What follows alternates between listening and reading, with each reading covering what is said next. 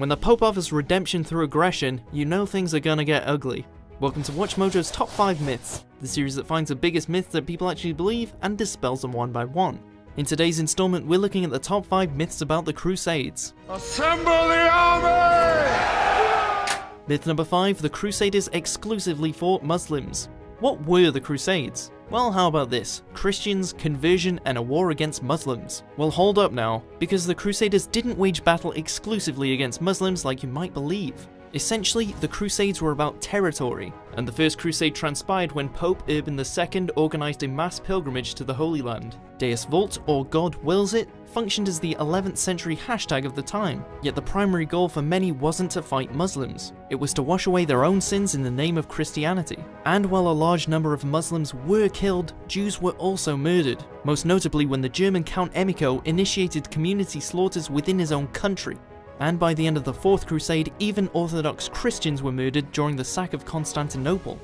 Myth number 4, all Crusaders wore white with a red cross. Believe it or not, there was no official dress code for the Crusades, and given the peasants and plenty of sketchy individuals were recruited for the First Crusade, well, they just wore what they had. Remember, one of Pope Urban II's promotional tools was the offering of indulgences, meaning even the most troubled of peasants could be forgiven for their sins. He told us whoever went on crusade would receive blessings from the church, remission from sin.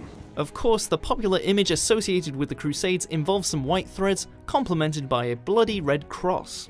And sure, plenty of folks dressed up as such. They were called rich knights. So Christian Crusaders weren't exactly turned away for their weak or questionable style. Myth number 3, the Children's Crusade was a thing. If you've ever seen the 1987 film Lionheart, or even The Gates to Paradise by the great Andrzej Wajda, then perhaps you're familiar with the supposed Children's Crusade of 1212. After all, it's a well-known tale. On paper, the narrative is intense. 11th century German kids feel inspired, and embark on a rather lengthy hike to the Holy Land via Italy. But they had one major obstacle, the Mediterranean Sea. Yet the entitled Children's Crusaders apparently expected the water to dry up for them, and well, it didn't. In reality, the crusade is documented as being a youth movement rather than a child one, and furthermore, it wasn't officially sanctioned by the Pope, so it wasn't exactly a crusade to begin with. Myth number 2, the Crusaders lost more than they won. Let's be clear, the Crusaders lost from time to time, and given some of the major fails from the Third and Fourth Crusades, i.e. the failure to take Jerusalem, it's easy to designate the Christian Crusaders as just a bunch of violent nuts that freaked out over religion and territory. Yet the Crusaders had enormous success early on, especially given the internal conflict within the Seljuk Empire. In fact, the Crusaders did manage to secure Jerusalem in 1099, closing out the First Crusade and establishing Crusader states in Tripoli, Antioch, Edessa, and of course, Jerusalem. And so the concept of crusading only grew from there, as politics, religion, and territorial control evolved into a larger beast of burden for everybody involved. An army of Jesus Christ which bears his holy cross cannot be beaten. And by the Third Crusade, Richard the Lionheart employed only Knight Crusaders, a tight little unit that understood strategy. They lost quite a bit, but their synergy and affinity for castles gave them the upper hand over their more disorganized enemies. Myth number 1, the Crusades were exclusively a holy war. What is Jerusalem worth? It's impossible to get inside the head of Pope Urban II, but as the First Crusade began, the ultimate goal was to bring Christianity to the Holy Land. As mentioned, the Crusaders slaughtered Jews and they most definitely killed Muslims in their quest. Territory was the name of the game, and the various factions of Crusaders bonded through their shared interest towards a common goal. And while religion was obviously a big part of the conversation, the Crusaders didn't seek to convert Muslims or Jews, nor did they pillage or provoke them based solely on religion. Of course, this was made blatantly clear by the end of the Fourth Crusade, as the Crusaders sacked Byzantine-controlled Constantinople, which didn't go over too well back in Rome. And so the Crusades were not a holy war, but a war for territorial control. You go to certain death. All death is certain. So which of these myths did you believe? For more educational top 10s and historical top 5s, be sure to subscribe to WatchMojo.com. God wills it! God wills it!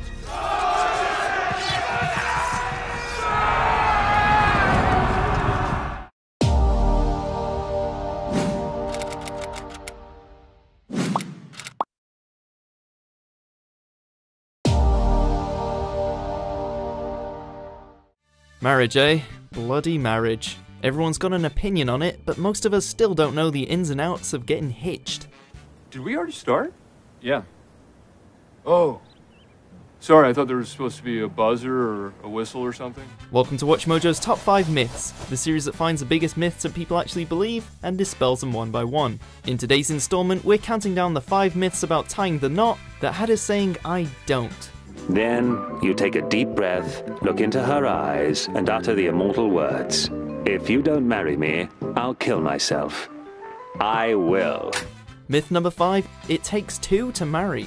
You know, I am so romantic sometimes I think I should just marry myself. Give me a break, Mike. What a night of romance I got ahead of me.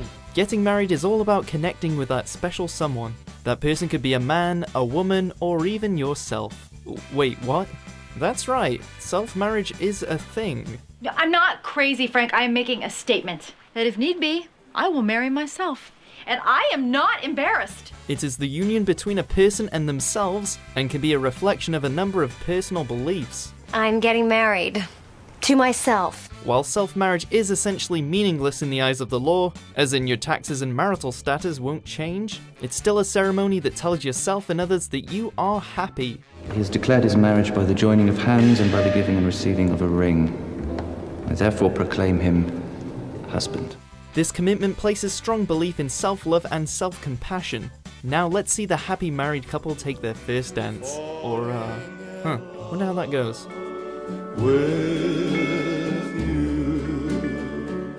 Myth number 4. The more educated a woman becomes, the less likely she is to get married. She's too old for him. She's too smart for him. Just because she's working towards her bachelor's doesn't mean she's going to be a bachelor forever. Nevertheless, this is still a common adage that persists. Advancements in society have led to a more egalitarian existence between man and woman.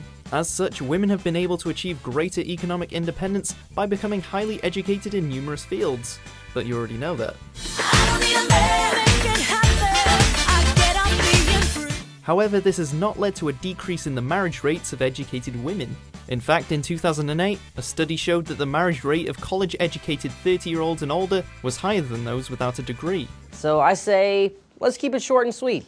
Yes, just do it already. Now, of course, education is not always a testament of one person's intellectual superiority, but it does perhaps shed some light on the fact that not all smarty pants are spinsters. I used to see you outside my father's store, and then we went on some dates, and you let me have sex with you. Myth number 3, divorce rates are increasing. How much do you really need? Oh my God, Cal! In a world where even Brangelina has met its untimely end, it seems only logical to assume that divorce rates are on the rise. I want a divorce. However, the facts are in, and divorce rates have been steadily decreasing since the 1980s. Based on data from the Centers of Disease Control and Prevention, there were 944,000 divorces and annulments in 2000, compared to 813,000 in 2014. Oh, fantastic. Well, that's good news. A couple of reasons for this decline included increased birth control usage and people waiting to tie the knot until later in life. So while we may be lowering Pitt and Jolie's marriage into the grave, it doesn't mean it's over for the rest of us. Myth number 2, having children will strengthen your marriage. Without the bedding ceremony, there's no real proof the Lord and Lady consummated their marriage. No, but there are other ways of providing proof. It seems so obvious. If you're struggling to get along with the person you've decided to spend the rest of your life with, have a baby. Babies are cute and cuddly and will definitely bring you and your partner closer together, right? No. Well, several counselling psychologists have suggested that it doesn't quite work this way. Though a baby can bring a new chapter into your marriage, with it comes more responsibilities. And basically, if you and your significant other are already at each other's throats all the time, introducing a child into the mix isn't going to make things easier. I've had to sacrifice my job, my body, my youth, my vagina. Sacrificed your vagina? Yes! It will never look the same after this! Myth number 1, married people have less satisfying sex lives and less sex than single people. My husband started drinking those giant sodas and he's gained 100 pounds in 3 months. Consequently, we haven't had sex in 10 years.